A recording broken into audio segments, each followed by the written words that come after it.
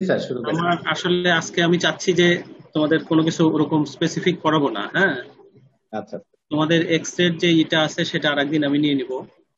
তোমাদের কাছেই কিছু শুনি, তোমাদের যদি কোনো স্পেসিফিক কোনো দিকটা ডিসকাস করার থাকে, অথবা তোমরা যদি মনে করো যে কোনো ব্যাপারে আলাপ করবা, সেটা করতে পারো আর কি। হুম। আজকে স্যার সেটা পরীক্ষার সেটা আলোচনা করবেন কিনা স্যার? এনআইসিভিটি হতে পারে, সেটা এনআইসিভিটির বাইরে যারা পার্টিসিপেন্ট আছে তাদেরও মানে এটা হইতে পারে আর কি, হ্যাঁ। যদি স্পেসিফিক কোনো কথাবার্তা থাকে সেই ক্ষেত্রে ওটা আলাপ করতে পারি আমরা। স্যার ঠিক পরীক্ষা আছে। রিলেটেড কথাবার্তা বলবেন কিনা স্যার, কিভাবে কি পরীক্ষা হ্যাঁ, হ্যাঁ, হয়, আমরা কিভাবে প্রস্তুতি নিব স্যার, এইগুলি বললে পরীক্ষার প্রস্তুতি না। ভালো হয় স্যার। জি আচ্ছা, স্যার। ঠিক জানুয়ারিতে আছে যদি তাহলে হয় স্যার তাহলে তো মাত্র দুই পরীক্ষার মাস আছে। প্রস্তুতি, রাইট, পরীক্ষার প্রস্তুতি একটা খুব ইম্পর্টেন্ট, কারণ পরীক্ষা দেওয়া যতটুকু না কঠিন, তার চেয়ে পরীক্ষার প্রস্তুতি নেওয়াটা আরো বেশি কঠিন। পরীক্ষা একভাবে হয়ে যায়, শুরু হয়ে গেলে ওটা আর খুব বেশি মানে উপলব্ধির উপায় থাকে না যে কিভাবে হইলো, কিন্তু তার আগ পর্যন্ত প্রস্তুতিটা হচ্ছে আসল। তো পরীক্ষা প্রস্তুতি তোমরা জানো যে এই পরীক্ষাটা তো একটা বড় অংশ থাকে রিটেন। রিটেন পরীক্ষাটা সবসময় একটা ঝামেলা, কারণ রিটেনে পাস না করলে তো ক্লিনিক্যাল সাইডে আলটিমেটলি লাভ হয় না। তো রিটেন পরীক্ষার জন্য কেউ কেউ রিটেনে একেবারেই দেখবা যে ভালো, খুবই ভালো, তারা জানে কিভাবে রিটেনে ভালো করতে হয়। তো ইনহারেন্ট এই যে কোয়ালিটি, রিটেনে ভালো করার কোয়ালিটি, এটা অবশ্য আমার খুব একটা ছিল না। বরাবরই রিটেন আমার প্রিয় ছিল, বরাবরই। তো যাই হোক, এফসিবিএস পরীক্ষাতেও সেকেন্ড পার্ট পরীক্ষাতে মনে আছে আমার যে 2 দিন পর পর দুইটা শর্ট কোশ্চেন ছেড়ে আসছিলাম, ভুল করে, মানে খেয়াল করি নাই। তো রিটেন আমার কাছে সবসময় অপ্রিয়। তারপরেও রিটেন মোটামুটি একটু কৌশলী হয়ে পরীক্ষা দেওয়াই ভালো, পরীক্ষা মানে গুছিয়ে দিতে হবে আর কি। তার মধ্যে রিটেনের তো আসলে খুব বেশি ওরকম কোনো সিলেবাস থাকে না, এবং প্রবলেম ওরিয়েন্টেড কোশ্চেন গুলা যেগুলা সেগুলা তাও ধরো মোটামুটি ভাবে একটা সুরাহা করা সহজ হয়। এখনকার দিনে একটা দিক ভালো যে খুব বেশি ডেসক্রিপটিভ কোশ্চেন কিন্তু থাকে না। বেশিরভাগই কোশ্চেন ওরিয়েন্টেড থাকে, মানে সমস্যা একটা নির্দিষ্ট কোনো একটা সমস্যা নিয়ে কোশ্চেন থাকে, লং কোশ্চেন গুলা, এবং সেটার একাধিক সেগমেন্ট থাকে, যার জন্য মার্কস তোলাটা একটু সহজ হয়। আর এমনি যেটা শর্ট কোশ্চেন কিছু থাকে, অথবা অনেক সময় শর্ট নোট থাকে, এই শর্ট কোশ্চেন শর্ট নোট গুলা কিন্তু খুব ঢালাও এখনকার দিনে কম হয়, বরং যেমন আমি যখন কোশ্চেন গুলা করি, আমাদের কাছেও কোশ্চেন চাই। তো এই কোশ্চেন গুলো আমি চেষ্টা করি যে কম লিখতে হবে কিন্তু একটু বুদ্ধি খাটাইতে হবে, এরকম কোশ্চেন গুলো যেন দেওয়া যায়। কেননা এই বর্ণনা লেখাটা সবসময় বিরক্তিকর। বরং কেউ যদি জানে, তাহলে সে হয়তো অল্প কথাই একটা ভালো স্মার্ট উত্তর দিতে পারে, এবং সেটাই আমার কাছে মনে হয় যাচাই করাটা ভালো। তো এখনকার ট্রেন্ড কিন্তু চেঞ্জ হচ্ছে, এবং ট্রেন্ড হচ্ছে যে এই দিকটা হাইলাইট করার চেষ্টা করা হচ্ছে, যে ঠিক একেবারে বিশাল বর্ণনা ডেসক্রাইব এটা, এই ধরনের কোশ্চেন গুলা যতটুকু পারা যায় অ্যাভয়েড করে খুব ফোকাসড যে স্পেসিফিক কি জিনিসটা সে জানে কিনা, এক্সামিনি জানে কিনা, এটা যাচাই করার চেষ্টা করা হচ্ছে। যার জন্য ওই বড় লেখার যে ব্যাপারটা সেটা কিন্তু অনেকটা কমে গেছে। তারপরেও যে ওই যে একটা যে কোশ্চেন, মানে একটা প্রবলেম ওরিয়েন্টেড কোশ্চেন যেটা থাকে, শর্ট লং কোশ্চেন, সেইটা তো তোমার ওই স্পেসিফিক স্টেপ বাই স্টেপ, মানে একটা আইডিয়াল মডেল হচ্ছে প্রথমে কিছু ডিফারেনশিয়াল ডায়াগনোসিস বলে, তারপরে আস্তে আস্তে সেটার মানে অ্যাপ্রোচ করা ক্লিনিক্যাল, তারপরে ইনভেস্টিগেশন, এবং তারপরে আলটিমেটলি ট্রিটমেন্ট অর্থাৎ ম্যানেজমেন্ট, এইভাবে যে স্টেপ বাই স্টেপ যে অ্যাপ্রোচ, সেটা করতেই হয়, সব ক্ষেত্রেই করতে হয়, এফসিপিএস এও করতে হয়, এমডি তেও করতে হয়, দুই ক্ষেত্রে। তো যাই হোক, রিটেন নিয়ে আমি আর খুব বেশি বলি না। রিটেনের পরে আরেকটা জিনিস একটু বলি, সেটা হচ্ছে অসপি। এই অসপি কিন্তু এখনকার দিনে একটা মোটামুটি ইম্পর্ট্যান্ট একটা জিনিস হচ্ছে, এবং প্রায় ভার্সিটি অসপির যে স্টাইল সেটা চেঞ্জ করছে।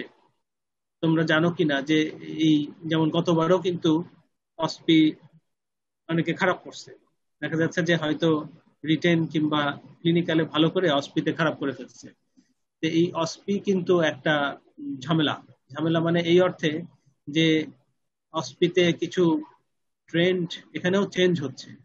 যেমন ধরো আগে যে একেবারে গদ বাঁধা ছিল, দুইটা ইসিজি, দুইটা এক্স রে, দুইটা ইকো, তারপরে হয়তো একটা কার্ডিয়াক ক্যাথ, একটা হয়তো এনজিওগ্রাম, তারপরে এই ধরনের আর কি একটা দুইটা তিনটা করে করে নির্দিষ্ট চেষ্টা করা, হয়তো 10টা মানে কমপ্লিট করতে।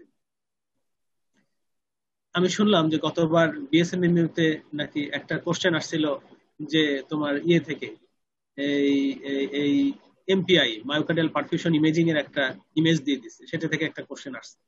যাই হোক, তার মানে এখন দেখা যাচ্ছে যে একটু মানে এই গতানুগতিক যে গণ্ডি সেটার বাইরে একটু যাওয়ার প্রবণতা দেখা যাচ্ছে। তো সেই ক্ষেত্রে তোমাদেরও একটু প্রিপেয়ার্ড থাকতে হবে যে নিউয়ার মডালিটি গুলা যেগুলা, বিশেষ করে এই সিটি অ্যানজিওগ্রাম, তারপরে ধরো মায়োকার্ডিয়াল পারফিউশন ইমেজিং, কিংবা ইকোর কোনো যদি একটু অ্যাডভান্সড মডালিটি থাকে, বিশেষ করে ট্রান্সইসোফেজিয়াল ইকো যেহেতু আমাদের হচ্ছে। তো আমার মনে হয় যে এই জিনিসগুলা তোমাদের একটু মাথায় থাকতে হবে যে কনভেনশনালের বাইরেও এগুলোও কিন্তু থাকতে পারে আর কি। আজকে একটা তোমার এই অসপি একটা মডেল মডেল এক্সামিনেশন হবে, তোমরা হয়তো কেউ কেউ জানো। তো সেইটা যদি তোমরা পার্টিসিপেট করার জন্য রেজিস্ট্রেশন করে থাকো, তাহলে আমি মনে করি তোমাদের এটা ভালো ডিসিশন, কারণ এটা একটা ভালো রিহার্সেল হতে পারে। বিশেষ করে যারা পরীক্ষার্থী হয়তো এই জানুয়ারি সেশনে, অথবা পরীক্ষার্থী না হলেও, পরীক্ষা তো দিতেই হবে সামনে, জানুয়ারি না হলে জুলাই, কোনো না কোনো সময় দিতে হবে, তাদের জন্য কিন্তু এটা একটা ভালো রিহার্সেল হতে পারে আর কি। এবং এই কোশ্চেন গুলা বেশিরভাগই মানে আমার করা আর কি। হ্যাঁ, ওভারঅল এটা আমি দেখছি আর কি। তো তোমরা পারলে ওটা দেখো আর কি, এবং পারলে ওটাতে পার্টিসিপেট করো, এটা একটা গুড রিহার্সেল হতে পারে। এটা একটা। আর সেকেন্ড হচ্ছে যে এই অস্পির ক্ষেত্রে মানে আমার কাছে যেটা মনে হয় যে টাইম যেহেতু 5 মিনিট থাকে এবং নাম্বার থাকে, বিএসএমএম এর কথা আমি বলছি, নতুন সিলেবাস যেটা, তাতে টাইম থাকে 5 মিনিট, আর কোশ্চেন থাকে, নাম্বার থাকে 10। তো এই 5 আর 10 এটা কিন্তু সবারই মনে রাখতে হবে। যেমন যারা কোশ্চেন করবেন এক্সামিনার, তাদেরও যেমন মনে রাখা উচিত, আবার যারা এক্সামিনি অর্থাৎ যারা উত্তর দিবে তাদেরও কিন্তু জিনিসটা মনে রাখা উচিত। কিরকম, যেমন কয়েকটা এখানে টিপস বিটস আমি বলি। একটা হচ্ছে যে আমার কাছে মনে হয় অস্পি কোশ্চেন করা, কিন্তু যিনি কোশ্চেন করেন তাকে যথেষ্ট সময় দিতে হবে এবং মাথায় থাকতে হবে জিনিস যে হ্যাঁ আমি একটা সুন্দর কোশ্চেন করব, এবং সেই কোশ্চেনটা আমার কাছে যেটা মনে হয় যে খুব বেশি লম্বা হবে না, কারণ লম্বা হইলে 5 মিনিটে কভার করা যাবে না, এটা সবসময় মাথায় থাকতে হবে। যেমন অনেকে দেখছি এর আগে 2-একটা কোশ্চেন আসছে অস্পিতে, যে হয়তো তোমার ইকো ইমেজ দিয়ে রাখছে 2টা অথবা 3টা 4টা, এরকমও আমি দেখছি যে 4টা ইমেজ দিয়ে তারপরে তোমার ওটার প্রবলেম গুলা বলছে। এটা তো একটা মানে আমার কাছে অবাস্তব মনে হয়, কেননা পরীক্ষার সময় একে তো থাকে টেনশন, দ্বিতীয়ত থাকে হচ্ছে যে তোমার তাড়াহুড়া একটা থাকে। সেই ক্ষেত্রে 5টা মিনিটে একজন এক্সামিনি সে কি ওই 4টা ইমেজ বুঝবে, তারপরে বুঝে ওই 4টা ইমেজের পরিপ্রেক্ষিতে যে কোশ্চেন আছে সেটা কি উত্তর দেওয়া সম্ভব? এটা আমার কাছে মনে হয় যেটা কোনো ভালো দিক না। বরং আমার কাছে যেটা মনে হয় যে কোশ্চেন গুলা হবে সংক্ষিপ্ত, একটা ইকোর একটা ইমেজ থাকতে পারে, 2টা থাকারও কোনো দরকার নাই, একটা দিয়েই যাচাই করা যায় গেলে। তারপরে তোমার কোশ্চেন গুলা হবে একাধিক সেগমেন্টের, যাতে কোনো একটা স্টুডেন্ট যদি একটা অংশ না পারে, সেজন্য তার যেন ওইটা টোটালি 10 নাম্বার পুরাই যেন মিস না হয়, সেজন্য আর একটা সেগমেন্ট অ্যাটলিস্ট আনসার করতে পারে, এরকম একটা সুযোগ থাকা ভালো। যদিও বেশিরভাগ ক্ষেত্রে যেটা হয় যে আমি যদি শুরুতেই ইমেজটা আইডেন্টিফাই না করতে পারি, প্রবলেমটা না বুঝি, তাহলে তো পরের কোশ্চেন গুলো রিলেটেড, তাহলে পুরোটাই হয়তো আমি পারবো না। যদি সেই ক্ষেত্রে ওইটা মানে আবার একটা দিক চলে আসে। তারপরে আমি বলবো যে কোশ্চেন গুলোর উত্তর হওয়া উচিত সংক্ষিপ্ত, কোশ্চেন গুলা হওয়া উচিত উইটি, যে হ্যাঁ সে এটা চিন্তা করতে পারে কিনা, বোঝে কিনা, এবং ওই সময়ের মধ্যে ওই টাইম ফ্রেমের মধ্যে উত্তর দিতে পারি কিনা। আবার একেবারেই কিছু কিছু কোশ্চেন আমি দেখছি এমন কোশ্চেন করে যে বোকার কোশ্চেন, কোশ্চেন করাটাই কোনো মানে নাই, ওর মধ্যে বোঝার কিছু নাই, কিংবা কোশ্চেনটা একেবারেই সিলি কোশ্চেন হয়ে যায়। তো সেগুলো অ্যাভয়েড করা যতটুকু সম্ভব উচিত, ভালো। আর তবে ওই যে বললাম যে ট্রেন্ড চেঞ্জ হচ্ছে, যারা কোশ্চেন করছেন তাদের কেউ কেউ, অথবা যারা মডারেট করছেন, তারা কিন্তু এখন ওই দিকটা কেউ কেউ খেয়াল করতে চেষ্টা করছেন যে যেন তোমাদের জন্য খুব বার্ডেন না হয়ে যায় টাইম হিসেবে চিন্তা করতে।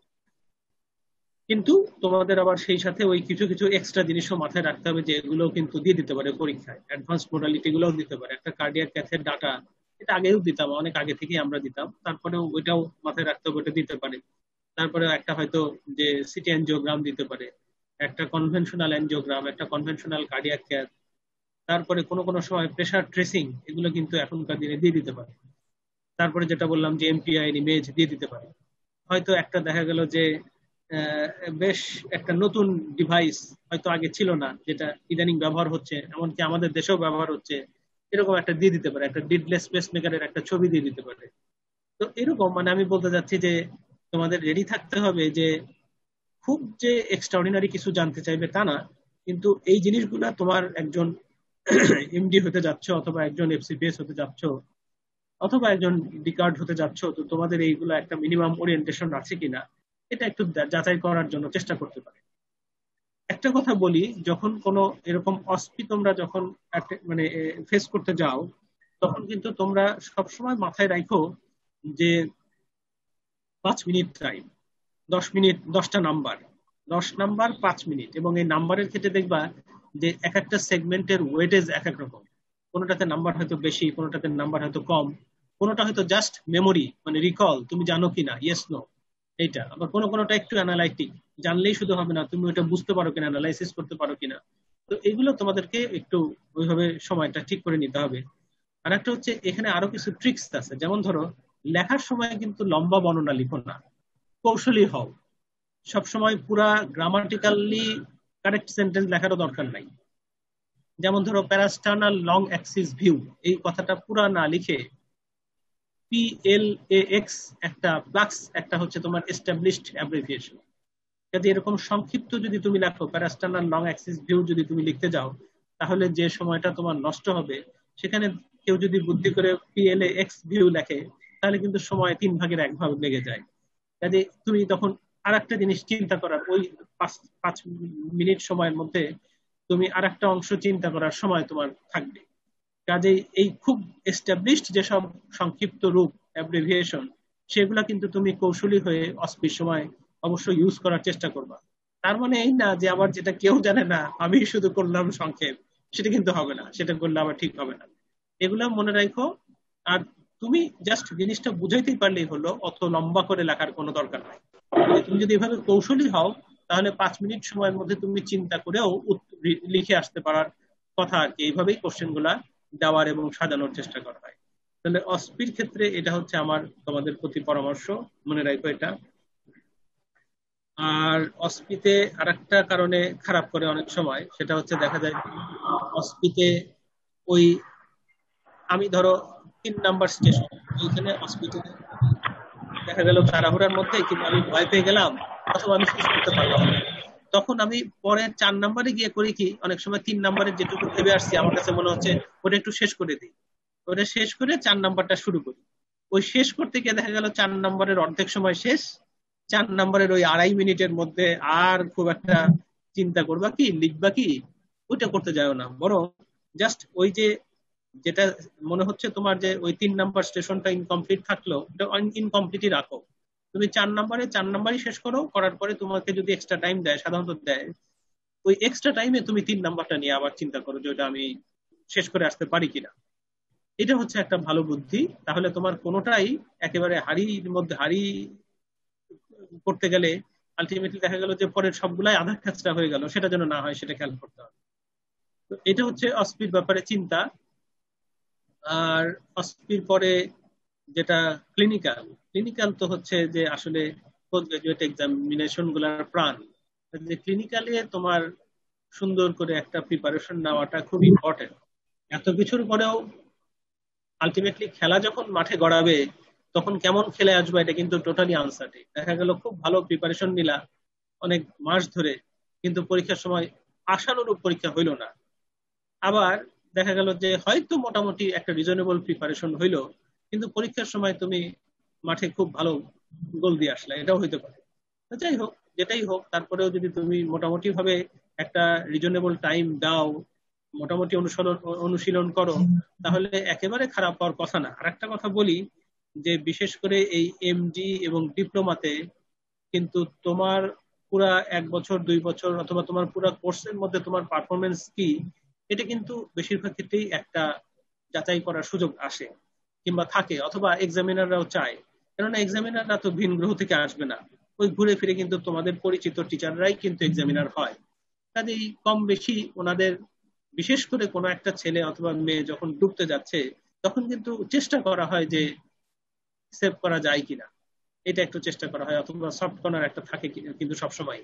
এবং এই যে জিনিসটা, এটা কিন্তু ওভারঅল যে ইমপ্রেশন একজন ক্যান্ডিডেটের ব্যাপারে পুরা বছর ধরে অথবা পুরা কোর্স ধরে, সেটা কিন্তু খুবই ভাইটাল রোল প্লে করে।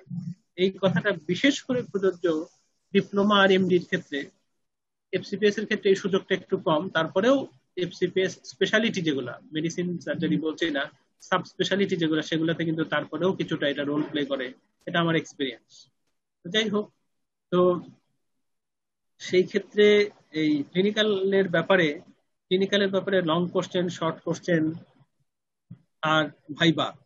তো এই ভাইবার ক্ষেত্রে এখন যেটা নিউ কারিকুলামে যেটা দেখা যাচ্ছে যে ওই যে ধরো যে ওই ইনস্ট্রুমেন্ট অথবা ইকো ইমেজ অথবা ইসিজি অথবা এগুলো নিয়ে যে পরীক্ষা শুরু হয়, তো সেই শুরু হওয়ার ব্যাপারটা কোনো কোনো ক্ষেত্রে ওই যে অস্পির কারণে টেবিলের গুরুত্ব কিন্তু অনেকটা কমে যায়। এই ইনস্ট্রুমেন্ট, এক্স রে, ইসিজি, যদিও আমি এই যে লাস্ট টাইম পরীক্ষা দেখলাম বিএমসি তে হলো, তখন কিন্তু এগুলো কিন্তু ছিল। তার মানে তোমার ওই ওল্ড রেগুলেশন, নিউ কারিকুলাম, এগুলো একটা একটু বজগট আছে। কাজে যার যেটা কারিকুলাম, যার যেটা ইয়েতে আসো, সেটা আবার একটু খেয়াল করো, ওই অনুযায়ী নিজেকে প্রিপেয়ার করো, এটা একটা। দ্বিতীয় কথা হচ্ছে যে আহ, ওই লং কেসের ব্যাপারে এটা কিন্তু আমার পরামর্শ তোমাদের ব্যাপারে যেটা হবে, যে সব পরীক্ষায় কিন্তু লং কেস দিয়ে শুরু হয়। এবং লং কেস দিয়ে যখন পরীক্ষা শুরু হয়, তুমি যদি শুরুটা ভালো দিতে পারো, তাহলে কিন্তু তোমার যেমন মনের জোর বেড়ে যায়, ঠিক সেরকম ভাবে তোমার এক্সামিনার যারা, তাদেরও কিন্তু ইমপ্রেশন তোমাদের ব্যাপারে বেড়ে যায়, ভালো হয়ে যায়, যে ঠিক আছে তোমরা মানে পরেরটা যদি একটু ওভারঅল কেউ একজন হঠাৎ করে একটু খারাপও করতে যায়, সেটাকে একটা খানিকটা নরম চোখে দেখা হয়, যে ঠিক আছে, না ঠিক আছে, আমি একটু দেখি ও ভালো করে কিনা, আর একটু দেখি, সুযোগ দিই, এরকম একটা ইমপ্রেশন চলে আসে। তো আমি যেটা বলতে যাচ্ছি যে বিশেষ করে লং কেসের ক্ষেত্রে তোমাদের কার্ডিওলজিতে লং কেস কিন্তু খুব বেশি না, কার্ডিওলজিতে লং কেস কিন্তু খুব কম, মাত্র হাতে গোনা কয়েকটা লং কেসের মধ্যেই কিন্তু সীমাবদ্ধ থাকে। যেমন ধরো লং কেসের মধ্যে ভালভুলার ডিজিজ গুলো তো প্রিয়, এগুলো যদি থাকে ওই সময় কেস তাহলে দেয়। সেই মাইট্রাল ভালভুলার ডিজিজ, আইসোলেটেড অথবা কম্বিনেশন অফ ভালভুলার ডিজিজ, যেমন হয়তো মাইট্রাল স্টেনোসিসের সাথে আউটিক স্টেনোসিস থাকলো, কিংবা এরকম কম্বিনেশন, অথবা মাইট্রাল স্টেনোসিসের সাথে রিগার্জিটেশন থাকলো, এরকম যে তোমার ভালভুলার লিশন গুলা, এগুলা কিন্তু লং কেসে দেওয়ার চেষ্টা করা হয়। এটা একটা ভালভুলার ডিজিজ গুলো তোমার থাকতে হবে, তার মধ্যে mitral valvular disease, aortic valvular disease, এই তো দুইটা। আর সাধারণত পালমোনারি স্টেনোসিস লং কেসে থাকে না, সাধারণত শর্ট কেসে থাকে। আর ট্রাইকাসপিড ভালভের আইসোলেটেড লিশন পাওয়াও যায় না, অথবা এগুলো পরীক্ষায় লং কেসে থাকে না। কাজে লং কেসের জন্য ভালভুলার ডিজিজের মধ্যে মাইট্রাল আর aortic in combination or isolated, এটা ইম্পর্টেন্ট। পালমোনারি স্টেনোসিস শর্ট কেসের জন্য ইম্পর্টেন্ট। এছাড়া লং কেসের জন্য কনজেনিটাল খুবই মানে একটা ফেভার্ড টপিক, যেটা অবশ্যই থাকে এবং দেওয়া হয় কম বেশি। তার মধ্যে খুব সিম্পল লিশন থাকতে পারে, যেমন ধরো এএসডি, শুধু ভিএসডি, অথবা শুধু পিডিএ, এগুলা লং কেস কখনো কখনো থাকে। তবে অনেক ক্ষেত্রে এমডিতে, এফসিপিএস এ এই খুব ক্লিন কাট একটা লং কেস কোন রকম আর কিচ্ছু নাই, না দেওয়ার চেষ্টা করা হয়, এগুলো শর্ট কেসে বেশি বেশি দেওয়া হয়। তো যাই হোক, তারপরেও দেওয়া হয় না তা না, দেওয়া হয়। যেমন ধরো একটা মাইটাল স্টেনোসিস পেশেন্টের সাথে যদি সেম পেশেন্টার একই সাথে ডেভেলপ করলো স্ট্রোক, এ ধরনের পেশেন্ট গুলা ওই লং কেসে খুব পছন্দ করা হয়। যাই হোক, আর কনজেনিটালের মধ্যে এএসডি, ভিএসডি, পিডিএ, টফ, কখনো কখনো ডিওআরভি, এই কয়টা হচ্ছে তোমার মেইনলি দেওয়া হয়। এছাড়া এছাড়া খুব রেয়ারলি যদি পাওয়া যায়, যাবে না, ধরে নাও যাবে না, যে কোনো একটা কোয়াক্টেশন পাওয়া গেল, যা পাওয়ার কথা না, যদি পাওয়া যায় কখনো, সেগুলো দিতে পারে। এই কয়টা লিশন ইম্পর্টেন্ট, এই কয়টা লং কেস শর্ট কেস মিলে এগুলো থাকে। আর প্রস্থেটিক ভালভ কিন্তু যদি কেস পাওয়া যায়, প্রস্থেটিক ভালভ লং কেসেও থাকে, শর্ট কেসেও থাকে। কাজে প্রস্থেটিক ভালভটা কিন্তু পরীক্ষায় দেওয়ার চেষ্টা করা হয়। কাজে প্রস্থেটিক ভালভটা সম্বন্ধে তোমাদের লং কেস, শর্ট কেস দুই রকম প্রিপারেশনই কিন্তু থাকতে হবে। এইটা ইম্পর্টেন্ট। হাইপারট্রফিক কার্ডিওমায়োপ্যাথি এটা সাধারণত দেওয়া হয় না, সাধারণত দেওয়া হয় না। যদি থাকে, যদি দেওয়া হয়, তাহলে এইটা খুব একটা আশা করা হয় না যে পরীক্ষার সময় hypertrophic cardiomyopathy, hypertrophic obstructive cardiomyopathy diagnosis করে ফেলবা। কেউ যদি অ্যাওর্টিক স্টেনোসিস ডায়াগনোসিস করে, সেটাই বরং বেশি হয়তো বা পছন্দ করা হয়। তারপরেও ক্লু বিভিন্ন থাকে, অনেক সময় পেশেন্ট বলে অথবা অ্যাভেলেবল কিছু ডকুমেন্টস থাকে, সবের পরিপ্রেক্ষিতে কেউ যদি লং কেসে হাইপারট্রফিক অবস্ট্রাকটিভ কার্ডিওমায়োপ্যাথি ডায়াগনোসিস করে, সেটা কিন্তু যে একেবারে খুব বেশি মানে অবাস্তব হবে তা না। কিন্তু শর্ট কেসে কিন্তু আশা করা হয় না যে হাইপারট্রফিক অবস্ট্রাকটিভ কার্ডিওমায়োপ্যাথি ডায়াগনোসিস করে ফেলবে। বরং এরকম কেস যদি কোনো সময় থেকেই থাকে, সেটা অ্যাওর্টিক স্টেনোসিস বললে বোধহয় মোর রিজনেবল। তাহলে এই এই কার্ডিওমায়োপ্যাথির মধ্যে এটা মেইনলি থাকে। ডাইলেটেড কার্ডিওমায়োপ্যাথি সাধারণত থাকে না, ইসকেমিক কার্ডিওমায়োপ্যাথি এগুলো থাকে না। আর অন্য লিশনের মধ্যে তোমার যদি কখনো কখনো এক্সট্রা কোনো ডিজিজ থাকে, যেমন ধরো যে কোনো একটা পেশেন্টের দেখা গেল যে এট্রিয়াল ফিব্রিলেশন আছে, কিন্তু তার সাথে তার হয়তো থাইরোটক্সিকোসিস আছে, এসব ক্ষেত্রে অনেক সময় লং কেসে দিলেও দিতে পারে। আর ডিকার্ডের ক্ষেত্রে শর্ট কেসে দেয়, কেননা থাইরয়েড থাকলে দিয়ে দিতে পারে, শর্ট কেসে দিয়ে দিতে পারে।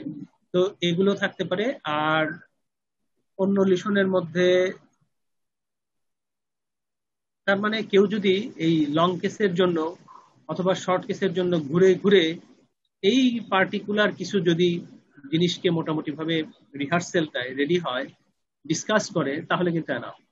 প্রবলেম হয় কি, প্রবলেম হয় যে আমরা বেশিরভাগ সময় পরীক্ষার সময় দেখি যে চর্চার অভাব। চর্চার অভাব লং কেসের ক্ষেত্রে খুব একটা ভালো ইমপ্রেশন ক্যারি করে তুমি কেসটা কিভাবে প্রেজেন্ট করলা। অনেকে দেখা যায় যে একেবারে বিশাল বড় করে প্রেজেন্ট করতে চায়, তো তোমার টাইম তো কম, বেশিরভাগ ক্ষেত্রে ধরো ম্যাক্সিমাম 15 মিনিট, অনেক সময় আরেকটু ছোট করে ফেলে। এফসিপিএস এর ক্ষেত্রে 18 মিনিট থাকে আর কি, যাই হোক। তো অনেক সময় আরো ছোট করে ফেলে। তো সেই ক্ষেত্রে 10 মিনিট অথবা 12 মিনিটেই দেখা যায় যে লং কেসটা শেষ করতে চায় ইয়েরা, এক্সামিনাররা। যদি করতে চায়, তখন তুমি যদি একেবারে লম্বা বর্ণনা দিতে থাকো এই লং কেসে, তাহলে অনেক সময় অন্য কিছুর সুযোগ কম পাওয়া যায়। কাজেই তোমরা যেটা চেষ্টা করবা, লিখে বলো, প্র্যাকটিস করে বলো, চেষ্টা করবা হচ্ছে যে একটা মোটামুটি কম সময়ে, যেমন ধরো 5 মিনিটের মধ্যে তোমার লং কেসটা একটা প্রেজেন্ট করা। এবং এই প্রেজেন্ট করার ক্ষেত্রে তোমরা ওই যে যখন তোমরা এই ক্লাসে প্রেজেন্ট করো যে স্যালিয়েন্ট ফিচার্স, অনেকটা স্যালিয়েন্ট ফিচার্স আদলে যদি তোমরা এটাকে রেডি করো অথবা প্র্যাকটিস করো, তাহলে বোধহয় ভালো হয়। এবং লং কেসে মনে রাখবা যে তোমার কিন্তু ওই স্টেপ বাই স্টেপ, অনেকে দেখা যায় যে হিস্ট্রির প্রতি খুব ইম্পর্টেন্স দেয়, যে তোমার পয়েন্ট গুলো মিস করলা কিনা। সে একটা পেশেন্টের ওই past history of rheumatic heart disease, rheumatic fever ছিল কিনা, সেটাও কিন্তু তুমি স্কিপ করলা কিনা অনেকে মাইন্ড করে খুব। আবার কোনো কোনো এক্সামিনার অত হয়তো মাইন্ড করে না। তার মানে এক্সামিনার টু এক্সামিনার খানিকটা ভ্যারি করে অবশ্যই। কেউ কেউ দেখা যায় যে হিস্ট্রির প্রতি খুবই মানে ইম্পর্টেন্স দিচ্ছে, আবার কেউ হয়তো অত দিচ্ছে না। তুমি সব মিলে একটা ডায়াগনোসিস রিচ করতে পারছো কিনা এটা অনেক সময় দেখা। আর পরীক্ষার সময় লং কেসের ক্ষেত্রে কিন্তু কোনো একটা ফাইন্ডিং অনেক সময় দেখাইতে বলে, যে হ্যাঁ ঠিক আছে, তুমি যে বলছো যে এই পেশেন্টের রেডিও ফিমোরাল ডিলে আছে, তাহলে দেখাও তো রেডিও ফিমোরাল ডিলে কিভাবে দেখাইতে হয়। অথবা কোনো একটা পেশেন্টের তুমি হয়তো বললা যে কন্টিনিউয়াস মারমার আছে, তাহলে কন্টিনিউয়াস মারমারটা কিভাবে দেখছো দেখাও তো, এরকম বলতে পারে। তো সেই ক্ষেত্রে লং কেসে তোমাদেরকে ওই জিনিসটা রেডি থাকতে হবে। লং কেসে অনেক সময় দু একটা জিনিস মানে তোমার for the sake of completion তোমাদের মাথায় রাখতে হবে এবং ওইটা ওখানে ইনক্লুড করতে হবে, অথবা তোমাদেরকে মেনশন করতে হবে ইন্টেনশনালি। সেটা কি, যেমন ধরো ফান্ডোস্কোপি, এটা কিন্তু তোমাদেরকে মানে বলতে হবে, কি করতে হবে। অনেক সময় যে কোনো পেশেন্টের যদি রিলেভেন্স থাকে, তাহলে হয়তো সেই ক্ষেত্রে ওই পেশেন্টের ইউরিন এক্সামিনেশন কোনো কোনো ক্ষেত্রে লাগতেও পারে। জেভিপির ক্ষেত্রে কিন্তু খুব ইম্পর্টেন্ট, যে জেভিপি তোমরা হয়তো বললা যে জেভিপির এইজড, কিন্তু তুমি আদৌ দেখো নাই, তখন তোমাকে কিন্তু অ্যাটলিস্ট বলতে হবে যে আমি জেভিপি দেখতে চাই, নেক ভেইন দেখতে চাই, আমাকে যে ব্যাক রেস্ট কিংবা এগুলো দরকার সেটা দেন, এটা তোমাকে বলতে হবে। তুমি যদি বলে রাখো, তাহলে পরীক্ষা যারা কন্ডাক্ট করছে শেষে পরীক্ষার তোমার ভাইবার সময়, তোমার লং কেস ক্রসিং এর সময় তোমাকে কিন্তু অ্যাকসেপ্ট করবে যে হ্যাঁ ঠিক আছে, আমার কাছে চাওয়া হয়েছিল, ওনাকে এই এই ব্যাক রেস্ট চেয়েছিল ক্যান্ডিডেট, এটা কিন্তু বলে দিবে। এটা একটা কাজে লং কেসটা তোমার খুব ইম্পর্টেন্ট হচ্ছে। মাত্র হাতে গোনা কয়টা লং কেস আছে, এই লং কেস গুলো সুন্দর করে তোমার প্র্যাকটিস করো। এই প্র্যাকটিসের মধ্যেই দেখবা যে কম বেশি উদ্ধার হয়ে যাবে। এই ঠিক একটা সংক্ষিপ্ত করে রেডি হওয়া, পরীক্ষার সময় প্রেজেন্ট করা, এটা কিন্তু খুবই চমৎকার ইমপ্রেশন তৈরি করে। আরেকটা হচ্ছে যে তোমরা যেটা পরীক্ষার সময় আরেকটা জিনিস মানে কমনলি ভুল করো কিংবা হয়ে যায়, সেটা হচ্ছে যে কেস জেনে ফেলো। কেস জেনে ফেলো, যদি ফেলো তাহলে অসুবিধা নাই, কিন্তু তোমাদেরকে একটু বুদ্ধি করে সেটা প্রেজেন্ট করতে হবে। যেমন ধরো আমার এই এমডি পরীক্ষার সময় লং কেস ছিল হচ্ছে পিপিএইচ ছিল, প্রাইমারি পালমোনারি হাইপারটেনশন ছিল, একটা ইয়াং মেয়ের বিএসএম এর মধ্যে পরীক্ষা হয়েছিল। এখন আমি সামহাও কেসটা শুনে ফেলছি। এখন আমার পরীক্ষা নিচ্ছে সিরাজ স্যার বোধহয় নিচ্ছে, আর কে নিচ্ছে, দুইজন মিলে, অথবা জালাল স্যার কে যেন নিচ্ছে। তো এখন আমারে বিভিন্ন ভাবে জিজ্ঞাসা করতেছে, আমি উত্তর দিচ্ছি, কিন্তু আমি আর পিপিএইচ কখনো ওইদিকে যাই না। উত্তর ওই ডায়াগনোসিস কিন্তু আমি বলি না। আমি ঘুরে ফিরেই অন্যান্য কথা বলি, পালমোনারি হাইপারটেনশনের ফিচার গুলা বলি, পালমোনারি হাইপারটেনশন ডিউ টু এই হবে এটা বলতে বলি, কিন্তু আমি কখনো পিপিএইচ এ যাই না। শেষ পর্যন্ত এক্সামিনার বিরক্ত হয়ে একসময় বললো, এটা কি পিপিএইচ হতে পারে না? তখন আমি বললাম যে হ্যাঁ স্যার হইতে পারে, আমি তো জানি আসলে এটা পিপিএইচ। কেননা আমি যদি শুরুতে পিপিএইচ বলি তাহলে কিন্তু বুঝবে যে আমি কেস জানি, এবং সেই ক্ষেত্রে একটা ইমপ্রেশন অনেকের জন্য খুব খারাপ হয়ে যায়। এটা মনে রাখো যে আমরা সবাই জানি যে PPH is the disease of exclusion. কাজে শুরুতে পিপিএইচ বলতে পারার কথা না, বলার কথা না। কাজেই যদি তুমি সামহাও কেস জানো, এমনও হইলো তুমি আগের দিন যে কেস দেখে গেছো সেই কেসই তোমার পরীক্ষায় চলে আসলো, তাহলেও তোমাকে একটু কৌশলী হইতে হবে যেন এই এই তোমার জানাটা এক্সামিনার না ধরতে পারে, এটা একটা। আর শর্ট কেসের ক্ষেত্রে, শর্ট কেস কিন্তু হচ্ছে একটা মেইন চ্যালেঞ্জ, কারণ এইখানে খুবই ডাইনামিক হতে হয়। তুমি কতটুকু তোমার প্রস্তুতি, কতটুকু স্মার্ট এবং কতটুকু তুমি প্রস্তুত, এইটা যাচাই করার জন্য শর্ট কেস কিন্তু খুব ইম্পর্টেন্ট। এখন শর্ট কেসের ক্ষেত্রে ওই যে কটা বললাম এর বাইরে কিন্তু শর্ট কেস খুব একটা থাকে না। কখনো কখনো কারো যদি পেরিফেরাল আর্টেরিয়াল ডিজিজ থাকে অবভিয়াস, যেমন ধরো দেখা যাচ্ছে যে একদিকে লোয়ার লিম্বে পালস নাই অবভিয়াস, তাহলে কিন্তু অনেক সময় এরকম শর্ট কেস থাকতে পারে। অথবা এমন হলো যে কোনো একটা পেশেন্টের ডেক্সট্রোকার্ডিয়া, তাহলে কিন্তু শর্ট কেসে দিয়ে দিতে পারে। তার মানে শর্ট কেসে কিন্তু হঠাৎ হঠাৎ এরকম দুই চারটা কিছু আনকমন কেসও কিন্তু চলে আসতে পারে যদি সেই সময় কেস পাওয়া যায়। এবং এই শর্ট কেসের ক্ষেত্রে এটাও একটা প্রবলেম হয়, কি দুইটা প্রবলেম হয়। একটা হচ্ছে যে বেশিরভাগ ক্ষেত্রে প্রস্তুতির অভাব থাকে, প্র্যাকটিসের অভাব থাকে, যার জন্য শর্ট কেসে দেখার সময়, শর্ট কেস তো এক্সামিনারের সামনে দেখতে হয়, তখন দেখা যায় যে এমন ভাবে একটার পরে একটা যে সিকোয়েন্স লজিক্যালি আসা উচিত তা না করে পরেরটা আগে আগেরটা পরে এভাবে দেখছে, এটা মিস হচ্ছে, এটা হচ্ছে না। এরপরে দেখা যায় যে ডায়াগনোসিস একটা বলে দিল। এখন এই যে ডায়াগনোসিসটা বলে দিল, ডায়াগনোসিসটা সে কেমনে বললো? কারণ বললো হচ্ছে যে সে আলটিমেটলি কেস জানে। সে জানে, ধরো আলটিমেট কেস ছিল হয়তো, আমি একটা উদাহরণ দিচ্ছি, যে severe mitral stenosis with pulmonary hypertension with aortic regurgitation, mild aortic regurgitation, grade 1। এখন ফাইলে লেখা আছে diagnosis mitral stenosis within bracket severe, আচ্ছা, উইথ পালমোনারি হাইপারটেনশন উইথ লেখা আছে ধরো aortic regurgitation within bracket grade 1। এখন তুমি জেনে গেছো যে এইটা হচ্ছে ডায়াগনোসিস, এই শর্ট কেস তোমার ভাগ্যে পড়ে গেছে। এখন তোমার এই শর্ট কেস যখন তুমি এক্সামিন করলা টল্লা, এই করলা সেই করলা, করার পরে যখন তোমাকে ডায়াগনোসিস জিজ্ঞাসা করা হলো, তুমি চট করে, তুমি তো জানো এই ডায়াগনোসিস পুরোটাই ভাবে বলে দিল। প্রবলেম হয়েছে যদি এক্সামিনার একটু একটু শক্ত হয়, একটু যাচাই করে দেখতে চায়, উনি কিন্তু ক্লিনিক্যালি দেখার চেষ্টা করবে যে সত্যি সত্যি প্রিকর্ডিয়ামে, ওনার মেইন মাথায় থাকবে যে এই যে গ্রেড 1 এআর, এটা তো ক্লিনিক্যালি বোঝার কথা না, তার মানে কেস জানে। তোমার জন্য, তুমি কেস জানো যদি জেনেও থাকো, তোমার জন্য উচিত হবে যেটা, সেটা যে তুমি ওই পেশেন্টটা মানে এক্সামিন করে, ধরো শর্ট কেসে তো খুব বেশি এক্সামিনেশনের সুযোগ থাকে না, হয়তো শুধু প্রিকর্ডিয়াল অসকাল্টেশন অথবা এক্সামিনেশন অফ দ্য প্রিকর্ডিয়াম ম্যাক্সিমাম এরকম থাকতে পারে। সেটা দেখে তোমার যে মেইন ফিচার, বেশিরভাগ ক্ষেত্রেই সাউন্ড, হার্ট সাউন্ড এবং মারমার, এটা দেখে তোমার লজিক্যাল যে ডায়াগনোসিস মনে হয়, তুমি সেই ডায়াগনোসিস বলেই চুপ থাকো। গ্রেড 1 এয়ার এর মারমার তুমি ওই সময় পাওয়ার কথা না, কিংবা কেউই পাবে না, ওটা বলতে চাও না। কার্ডিনাল ফাইন্ডিং যেটা, সেটার উপর নির্ভর করে তুমি ডায়াগনোসিসটা বলো, তাহলে তুমি জেনে থাকলেও সেটা বুঝতে পারবে না এক্সামিনার। শর্ট কেস যখন তুমি প্রেজেন্ট করবা, তখনও তুমি কিন্তু যেটা তুমি যা যা পাইলা সেই পরিপ্রেক্ষিতে সেই ফাইন্ডিং গুলা বলো। এই ফাইন্ডিং গুলার পরিপ্রেক্ষিতে তোমার ডায়াগনোসিস যেটা, তুমি সেটা বলো। ধরো যে তুমি ডায়াগনোসিস, তুমি কনফিউজড, ডায়াগনোসিস রিচ করতে পারলা, ঠিক আছে, না পারলা, তাহলে তুমি ফাইন্ডিং গুলা বলো, তোমার যে ফাইন্ডিং গুলা সেগুলো বলো। তারপরে হয়তো এক্সামিনার জিজ্ঞাসা করবে যে ঠিক আছে, এর পরিপ্রেক্ষিতে তোমার ডায়াগনোসিস কি মনে হচ্ছে, এটা বলতে পারো, তখন তুমি ওইভাবে উত্তর দাও। শর্ট কেসে কিন্তু সবসময় এক্সপেক্ট করা হয় না যে তুমি এক্সাক্ট ডায়াগনোসিসটা বলে দিবা, এটা কিন্তু সবসময় এক্সপেক্ট করা হয় না। এবং এমন কি ডায়াগনোসিস ধরো এএসডি বলে আসছে মাইটার স্টেনোসিস, তারপরেও কিন্তু পাস হয়ে গেছে, যে তুমি লজিক্যালি বলতে পারছো কিনা, তুমি ফাইন্ডিং গুলা এক্সপ্লোর করতে পারো কিনা, এরকম কিন্তু হইতে পারে।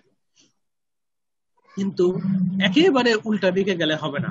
এই পরীক্ষার সময় দেখছি যে হয়তো শর্ট কেস আছে, খুব সুন্দর একটা কেস, মাইটার স্টেনোসিস উইথ ধরো কম্পিলেশন, একেবারে ধারে কাছে গেল না, এএসডি ডায়াগনোসিস করে ফেললো, তখন অনেক সময় উল্টাপাল্টা হয় এবং মিস হয়ে যায়।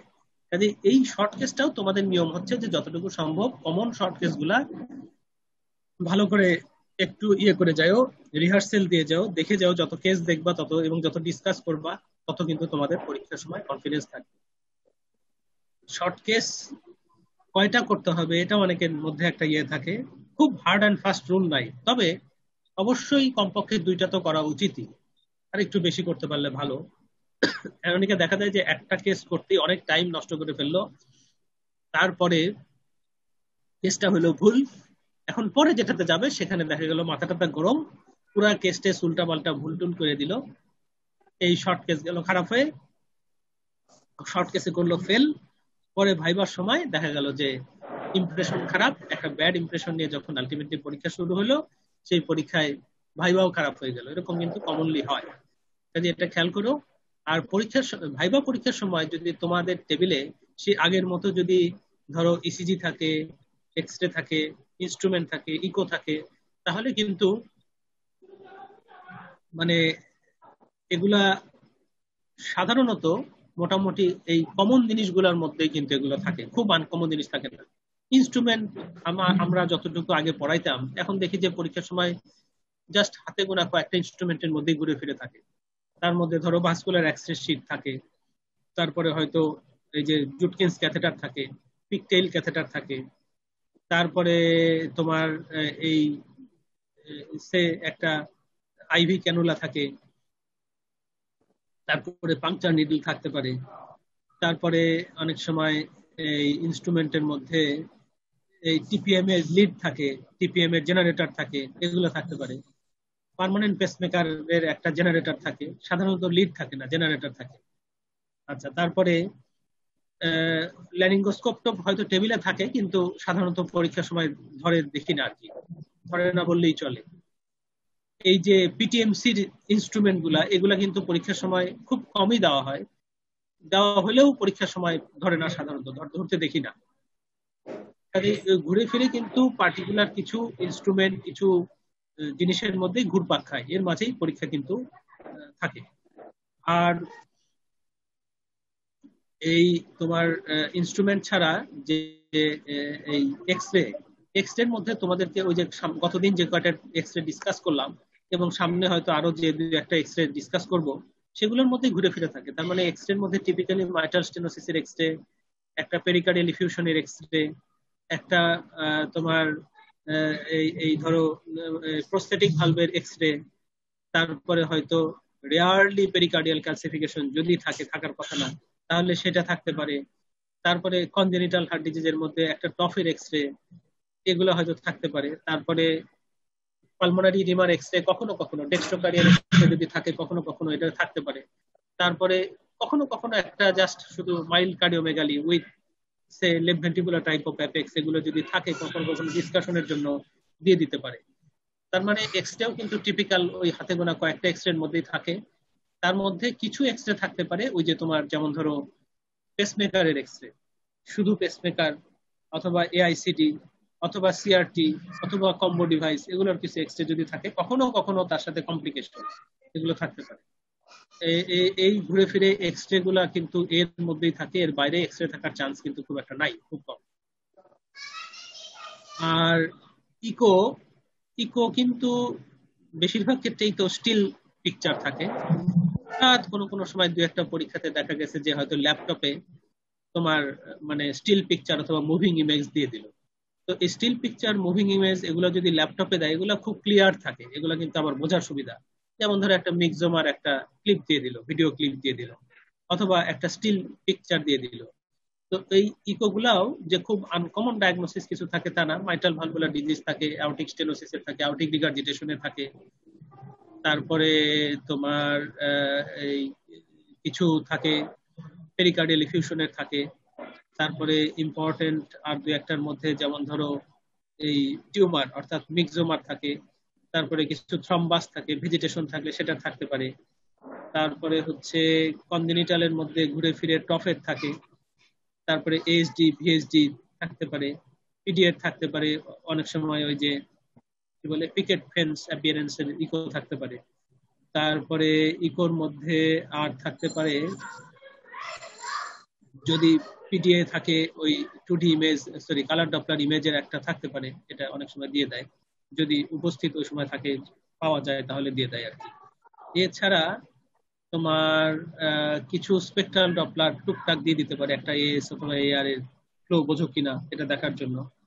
তবে সাধারণত ইকো থাকে খুব কমন গুলা, খুব আনকমন থাকে না। আর একটা জিনিস থাকে হাইপারট্রফিক কার্ডিওমায়োপ্যাথির, অবস্ট্রাকটিভ কার্ডিওমায়োপ্যাথির যে স্যাম, এগুলো যদি থাকে দিয়ে দিতে পারে।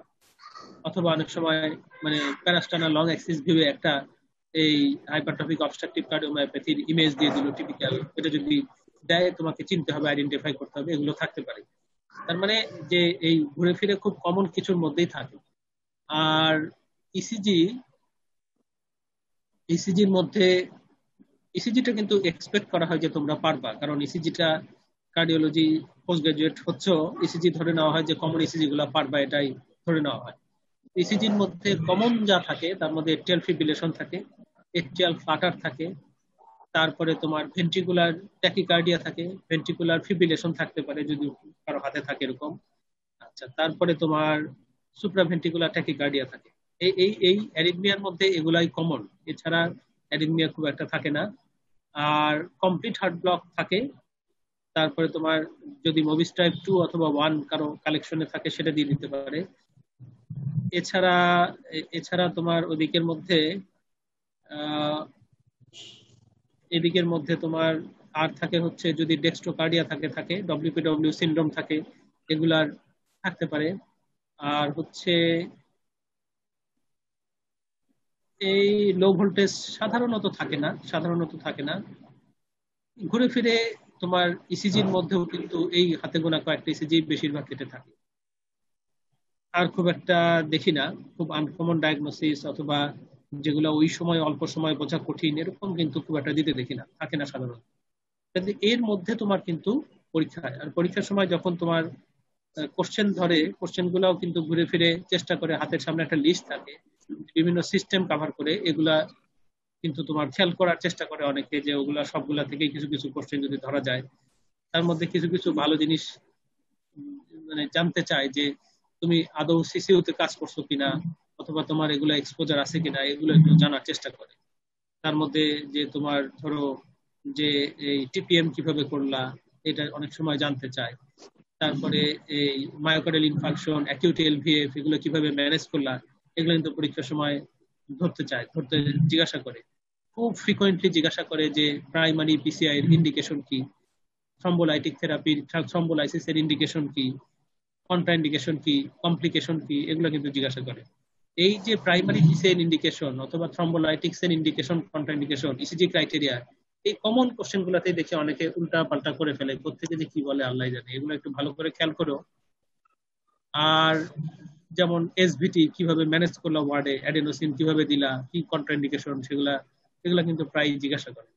তারপরে কয়েকটা ক্রাইটেরিয়া কিন্তু পরীক্ষার সময় বেশ মানে অনেকেরই পছন্দ। তার মধ্যে যেমন ধরো জোনস ক্রাইটেরিয়া অনেকেই জিজ্ঞাসা করে ফেলে, শুনতে চায়। সেকেন্ডারি প্রিভেনশন কিভাবে করবা, প্রোফাইল্যাক্সিস কিভাবে দিবা, এগুলো জিজ্ঞাসা করে। তারপরে ওইদিকের মধ্যে আহ, এই ইয়েটা কি বলে, এই ইনফেক্টিভ এন্ডোকার্ডাইটিস এর যে ডায়াগনস্টিক ক্রাইটেরিয়া, সেটা অনেক সময় জিজ্ঞাসা, ডিউকস ক্রাইটেরিয়া, এগুলো অনেক সময় জিজ্ঞাসা করে। খুব ডিটেলস না, কিন্তু শুনতে চাই, কিছু কিছু জিনিস জিজ্ঞাসা করে ফেলে আর কি। কাজে এগুলো একটু জানতে হবে। আর অনেকেই যেটা জানতে চায় পরীক্ষার সময়, দেখছি যে তোমার বিশেষ করে এই ডিসি শক, ডিসি কার্ডিওভার্সন, এগুলো নিয়ে দু একটা কোশ্চেন অনেকে অনেক সময় জিজ্ঞাসা করে ফেলে। তারপরে পেরিকার্ডিওসেন্টেসিস কিভাবে করো, এটা একটু জিজ্ঞাসা করতে পারে। ইনস্ট্রুমেন্ট অথবা কোনো একটা দিক থেকে আলটিমেটলি এগুলো চলে আসলে জিজ্ঞাসা করে। এই তো পরীক্ষা মোটামুটি এই কমন জিনিসগুলোর মধ্যেই হয়। একটু গুছে কনফিডেন্টলি দিতে পারলে অনেক সময় দেখা যায় অনেকে ফ্লুয়েন্টলি সুন্দর বলে। ইংলিশ কিভাবে বলে, অনেকে আবার একটু ইংলিশে শুনতে চায়। যদি গুছায় একটু ইংলিশে বলতে পারো স্মার্টলি, না থেমে, তাহলে কিন্তু এটা একটা খুব এক্সট্রা ইমপ্রেশন ক্যারি করে। আমার কাছে মনে হয় যে পরীক্ষা সম্বন্ধে এইটুকুই, খুব বেশি ভয়ের কারণ নাই। একটু গুছিয়ে পরীক্ষার প্রিপারেশন নিলে হয়ে যাবে। তোমাদের যদি কোনো কারো স্পেসিফিক কোনো দিক কিছু জানার ইচ্ছা থাকে অথবা ডিসকাস করার থাকে, বলো,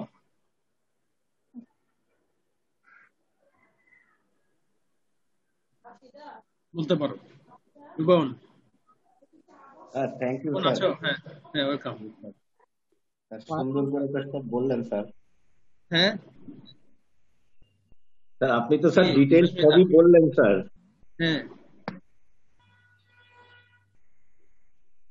স্যার অনেক সময় যে দেখা যাচ্ছে স্যার লং কোশ্চেন যখন হয় রিটেনে স্যার, হ্যাঁ, ডিডি লিখতে হয় স্যার, অনেক সময় দেখা যাচ্ছে হুম, যে ডিডি হয়তো দুটার বেশি স্যার আনা যাচ্ছে না। সেক্ষেত্রে কি স্যার দুইটাকে ইলাবোরেট করলে এনাফ হয় কিনা? হ্যাঁ, হ্যাঁ, হ্যাঁ, যদি দেখা যায় যে কোনো কোনো ক্ষেত্রে এমন প্রবলেম দেওয়া থাকে যে ভার্চুয়ালি ওটার দুইটার বেশি ডিডি হয় না, তিনটার বেশি ডিডি হয় না, বেশি বাড়ানোর দরকার নাই, ওই দুইটা অথবা তিনটাই তুমি লিখলা। প্রথমে লিখতে হয় কি, লং কোশ্চেনের প্রথমে লিখতে হয় হচ্ছে যে তুমি ওই লং কোশ্চেনের যে প্রবলেমটা দেওয়া আছে, প্রবলেমের কি পয়েন্টস গুলা তুমি পরপর লিখে যাও। যে হ্যাঁ, এই পেশেন্টের এটা এটা বলা হয়েছে, ওই পয়েন্ট গুলাকে তুমি সেগমেন্ট সেগমেন্ট লিখে যাও। তারপরে বলো এই ইনফরমেশনের পরিপ্রেক্ষিতে অথবা এই ইনফরমেশনের পরিপ্রেক্ষিতে রিজনেবল ডিফারেন্সিয়াল ডায়াগনোসিস করে 1 2 3 বললা। তারপরে মানে তার মানে প্রথমে তোমার যেটা শুরু করা উচিত যে তুমি ওই প্রবলেম পুরোটা পড়ে নিয়ে ওখান থেকে চুম্বক জিনিসগুলাকে লেখো, লিখে ওর কনটেক্সটে তোমার ডিফারেন্সিয়াল ডায়াগনোসিস দুইটাই আনো, তিনটেই আনো, তোমার এটা পরপর লিখে যাও। এবং যেখানে তোমার সম্ভব হয়, বয়স যদি তোমার ই করে অথবা যদি সেট হয়, তাহলে কিন্তু সবগুলোর ক্ষেত্রে একটা ওই যে মানে তোমার ফাংশনাল একটা জিনিস নিয়ে আইসো, সাইকোলজিক্যাল অথবা ফাংশনাল একটা জিনিস নিয়ে আইসো। যেমন একটা চেস্ট পেইন নিয়ে একটা কথা আসলো, সেক্ষেত্রে কিন্তু ওগুলো একটা দিয়ে দিও। অথবা নন কার্ডিয়াক এমনও হইতে পারে যে অ্যাকিউট করোনারি সিনড্রোমের মতো প্রেজেন্টেশন বলছে, সেক্ষেত্রে কিন্তু তোমার ওই যে যদি তোমার পরিবেশ পরিস্থিতি এর সাথে খাপ খায়, তাহলে কিন্তু ওই নন কার্ডিয়াক দিকটাও মাথায় নিয়ে আইসো। যেমন একটা চেস্ট পেইন কিন্তু একটা পেপটিক আলসার ডিজিজের জন্য হইতে পারে, ইসোফেজিয়াল স্পাজমের জন্য হইতে পারে। মানে তোমার থিঙ্কিং এর মধ্যে যেন ওইটাও আসে যে হ্যাঁ, এটাও কিন্তু একটা ডিডি হইতে পারে। তুমি চিন্তা করছো কিনা ওই আঙ্গিকে, সেটাও কিন্তু একটা ক্রেডিট দেয়ার করতে পারে, মাথায় ওটা রাখো আর কি।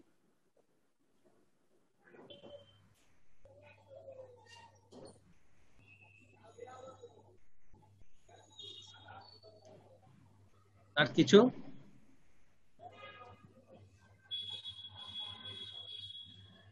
আসসালামু আলাইকুম স্যার। ওয়ালাইকুম সালাম। কি খবর স্যার কি জমিদা? হ্যাঁ, স্যার আপনার কথা শুনতেছিলাম স্যার, ভালো ক্লাস নিয়েছেন স্যার। ভিটামিন স্যার আমাদের জন্য বেশি এসেনশিয়াল স্যার। স্যার আমরা ওই রিটেন কোশ্চেন সলভ করতে গিয়ে একটু প্রবলেমে ফেস করতেছি স্যার। যেটা হচ্ছে স্যার গোছানো তো কোথাও এরকম রিটেন লং কোশ্চেন নাই না, স্যার। না, না, এই আমাদের বিভিন্ন বড় ভাইরা যেভাবে নোট টোট করছে ওইভাবে আমরা দেখতেছি স্যার। হ্যাঁ, হ্যাঁ, হ্যাঁ, কিছু স্যার আমাদের কিছু কোশ্চেন আছে, যেরকম ভিটিভিএফ এর একটা ভিটি কোশ্চেন আছে। যদি একটা বিটি আমার ক্লিন কাট থাকে যে রিকারেন্ট বিটি তুমি হাউ উইল ম্যানেজ, আবার কিছু আছে রিকারেন্ট বিটি how will treat the patient. এখন আমি হুম, ম্যানেজ বললে আমি কতটুকু গিয়ে থামবো, বা ট্রিট বললে আমি কতটুকু গিয়ে খাওয়া থামবো, আমি কি ভালো কথা। প্রথমে দেখবা প্রথমে দেখবা যে এটা কি তোমার লং কোশ্চেন না শর্ট কোশ্চেন। যদি লং কোশ্চেন হয়, ট্রিটি বলুক ম্যানেজি বলুক সব একই, জি স্যার। সব এক। তার মানে এটা তোমার একেবারে ওই প্রবলেমের চুম্বক অংশ লেখা থেকে শুরু করে একেবারে তোমার ওই অ্যারিথমিয়া সার্জারি পর্যন্ত ঠিকবা জি সব। স্যার। জি স্যার।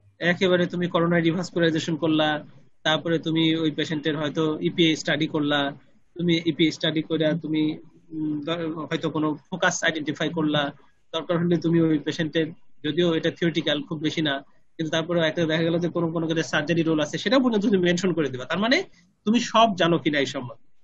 এবং যার রিকারেন্ট ভিটি অথবা কার্ডিয়াক অ্যারেস্ট সার্ভাইভার, তাকে যে তুমি মানে এআইসিডি দিলা, এগুলো সবই কিন্তু এর মধ্যে চলে আসে। তার মানে তোমাকে এই ম্যানেজি বলুক আর হাউ উইল ইউ ট্রিটি বলুক, তুমি একদম পুরা শুরু থেকে একদম শেষ পর্যন্ত থামবা। থেকে শুরু করে হাউ উইল ইউ ট্রিট মানে তুমি যে শুধু এনআইসিভিতে ট্রিটমেন্ট করতেছো তাও না, সেগুলো তুমি জোর দিবা বেশি, কিন্তু তুমি একেবারে এখন পর্যন্ত ট্রিটমেন্ট কি কি অ্যাভেলেবল ওই পর্যন্ত গিয়ে ঠেকবা, যাতে তুমি জানো যে এটার কমপ্লিট ম্যানেজমেন্ট কি হতে পারে।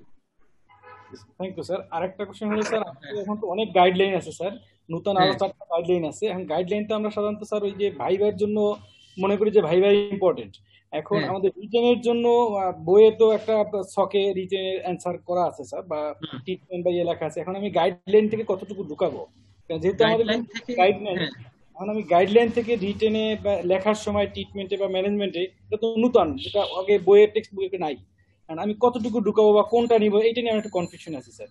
এই ক্ষেত্রে একটা ভালো উপায় কি, যে ধরো এক্সামিনার সবাই তো সমানভাবে পড়েনও না, সবাই খুব আপ টু ডেট থাকেন তাও না, কেউ কেউ থাকেন কেউ কেউ থাকেন না।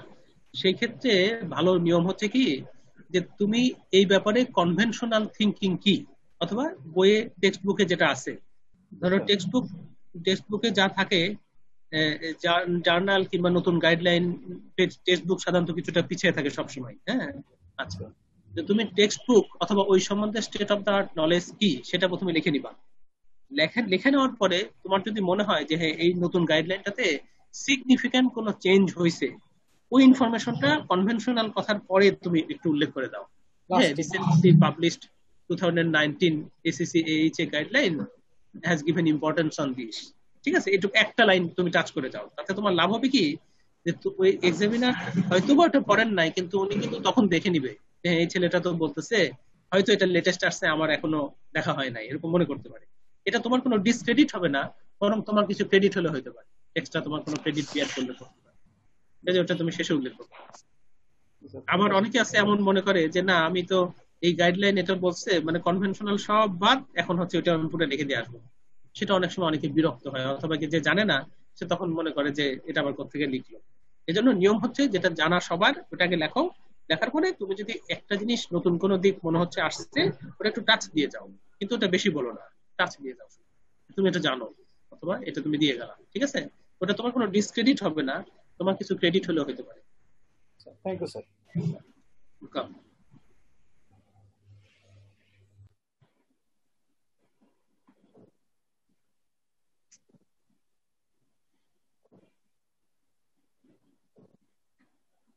এই মীর জামাল স্যারের কিন্তু বেশ পছন্দ হচ্ছে তোমার ইয়েগুলা, যেমন ধরো ওই যে প্রাইমারি পিসিআই কখন করবা ইন্ডিকেশন, হ্যাঁ, তারপরে থ্রম্বোলাইটিক থেরাপির ইন্ডিকেশন, এগুলা কিন্তু, তারপরে ধরো কয়েকটা জিনিস কিন্তু পরীক্ষার সময় দেখলাম যে কতবার জিজ্ঞাসা করছে বেশ, সেটা হচ্ছে যে ফার্স্ট মেডিকেল কন্ট্যাক্ট কি জিনিস, তারপরে তোমার ওই যে ওই ওই ডিলে গুলা, হ্যাঁ, যেমন ধরো তোমার যে first medical contact two needle time, হ্যাঁ, ডোর টু নিডল টাইম, এগুলা সম্বন্ধে ধারণা থাকতে হবে যে এখনকার কত বলে, কি বলে, কত পর্যন্ত পিসিআই ক্যাপাবল সেন্টারে কত, পিসিআই নন ক্যাপাবল সেন্টারে কত, এগুলো অনেক সময় পারলে পরীক্ষার সময় জিজ্ঞাসা করে, কাজে এগুলো একটু ওই লেটেস্ট যা আসলে একটু দেখে নিও যে এটা এই পর্যন্ত বলছে, কেননা আর কিছু না হলেও স্যাররা কিন্তু ওগুলো একটু দেখার চেষ্টা করে, বিভিন্ন ওয়েবিনার কিংবা বিভিন্ন সেমিনার সিম্পোজিয়াম ওগুলো বারবার ডিসকাশন হয়, তো কাজে ওই টাইম গুলা কিন্তু স্যাররা অনেক সময় জানতে চায়, শুনতে চায়, এটা খেয়াল করো। হ্যাঁ,